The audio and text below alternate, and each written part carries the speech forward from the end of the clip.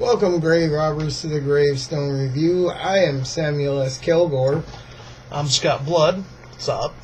And tonight we're reviewing Young Harvest. Young Harvest is a film directed by new man on the scene, Matt Ward. Released, well, not released yet. It's still making the festival rounds, so on and so forth.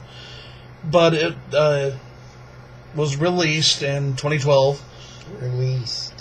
No rating because, well, again, festival cut. It's not made it through the rating association. None of that good, fun stuff. But I gotta say, I was actually I was impressed with this first outing. Yeah, it wasn't a bad film, other than being if you don't pay attention, you get lost toward the middle a little bit. But then you comes back and you realize what the fuck's going on. So. A little interesting, a little wild, a little weird. It's got some pretty insane party scenes in it. Well, why don't we tell the folks what the story's about? This is about a kid who is a YouTube sensation. Like us. A little more up there in scale than us, but nonetheless like us. Who decides he's going to throw the biggest, baddest party he possibly can in his little town. Celebrate the 100th episode of his YouTube show. Well, at the party, as is with any good horror film, everything goes to shit. Yeah, pretty much. Yeah. They try to go back to the old school horror, but they don't really do anymore.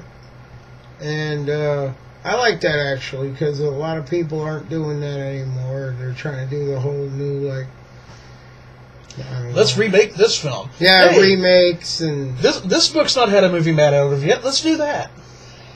Or they make new original stuff, and unless it's like a Saw film or one of those other torture porn films, it's pretty much PG-13 now. But this was good that they went back to the original Friday the 13th style slasher flick. Can't really say a whole lot as far as the soundtrack and score goes. As far as I know, there's no original music to this film. But again, keep in mind, this is a festival cut that we got to watch. The soundtrack on it's a decent soundtrack for what they were able to put together. And, again, with it being a festival cut, they're able to put whatever they want to into the soundtrack. So that kind of helped. The movie was made on a $50,000 budget, which is still a pretty damn low budget. I know some B movies that have worked with a better budget than that. I made a movie back when I was a kid for $60. Yeah, that happens. Alright, so $50,000 budget. Way to go. Good job, guys. It's kind of cool. It's the first time I've ever heard of the Red Epic camera.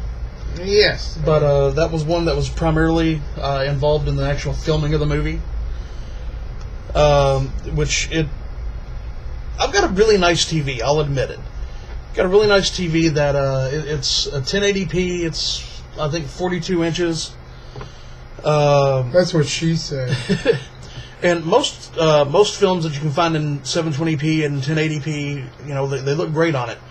This was a 4K film. It was done in, I guess, 4000p or 4KP, however they do the breakdown for it. We're not directors. It looks really nice on this TV. It really did. It was really good quality. It wasn't choppy like you'd expect from an underground film. Now, he was talking about getting lost earlier in the film. I did a little bit as well. And I don't know if that was intentional or not, but either way, it's a nice little psychological twist thrown into the mix on the slasher, and it really goes beyond just a slasher flick. There are several genres in this film. Yes, it's a really mad, crazy mix of a lot of stuff. The film itself was actually shot mainly in northern Ohio. I forget the names of the towns. Yeah, I know some of it was filmed in Avon. So on and so forth. But from the beginning of filming to wrap, with a $50,000 budget, they shot this film in 2 weeks. That is awesome. don't let that deter you from going to a festival and seeing this film. Yeah, right now the only way you can catch this flick is to catch it on a festival circuit. Because even though it was shot in 2 weeks, they did a great job. And, I'm not just saying that because, we know people. Yeah, we do personally know the director, Matt Ward. It was a personal favor to us that he allowed us to actually do a review on it. Thank you to Conrad Farr, the guy who runs Conrad Studios as well, for giving us permission, since this is, technically his property. But yeah, 2 weeks on a $50,000 budget, and they produced something that great, and it's not even done with final edits and all that. No. It's kind of awesome. A couple of fun things that I managed to find out about the film. One of which is that there was actually a rumor for running around the set for a little bit that there was a death on the set. The rumor had it that one of the somebody that was working for Conrad Studios died while filming, and it was just a complete miscommunication all the way around. It wasn't a midget on the yellow brick road, was it? No. There were no munchkins hanging no in the background. Damn. But the cast and crew of the film were able to put that rumor to rest because everybody was alive and counted for. Except for him. Wait, no. And we have no idea who him is. He has no mercy. He shows no pain. The lead role, Cameron. From what I've been able to figure out about the kid, he's actually really cool, really down to earth. Yeah. Nothing at all like the character Bryce Ryder he portrays in the film. Well, for being a kid fresh out the box, he did an excellent job. And I found this little tidbit of trivia about Cameron as well. He actually made an appearance on Super Ninjas on Nickelodeon, which was kind of cool. It's kind of fun knowing was Cameron that did that? Yeah, the kid that played Bryce Ryder. Okay, yeah. It's kind of funny if you think about it, though. He did that, and he's also in Young Harvest. It's it's a great flick. He's only 17. This guy's the next Leonardo DiCaprio. Yeah, this kid was 17 when they shot Young Harvest. They weren't going to be able to use him because of his age, but his parents read the script and they signed off on it. They were like, "Yeah, have at it." Did a little bit of digging and was looking through character names last night. Yes. And I found this little tidbit interesting. If you pay attention to the co-stars' names, the males' characters' names are Dave, Eli, Andy, and Drew. Which, say it with me, grave robbers, what's that spell? Dead. And then you got the chicks. You got Denise, Elise, Andrea, Tristana, and Heather. Oh, there it is again. Say it with us. Death. So yeah, that was kind of cool. Foreshadowing all over the place. I don't know if that was intentional or not, but if it was, that's nicely placed. If not, then that's just creepy. I don't know. Do you have any final thoughts on this one? No. Actually, it was a pretty good movie. Other than getting lost halfway through, because I don't want to really give away too much.